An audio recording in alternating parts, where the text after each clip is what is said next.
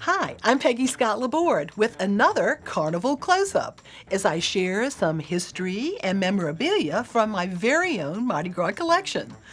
Since the 1880s, at some Mardi Gras balls, bestowing a small gift in exchange for a dance is a beloved tradition. The dance request is known as a call-out. The item is referred to as a favor. In the early 1900s, such crews as the Rex organization gave away often useful mementos. Here's a pincushion from 1906, a tiny jewelry box, this one from 1907, a letter opener from 1910.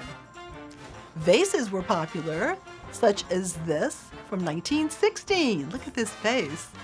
And also we have one from 1917. In the more recent past, this 1959 Venus favor is a cigarette holder, a sign of bygone days. And note the small jewelry tray from the crew of Olympians in 1986.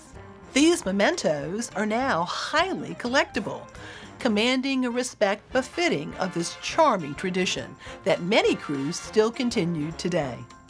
That's this week's Carnival Close-Up. More to come throughout the season here on WYES's Facebook and YouTube pages. Thanks for watching.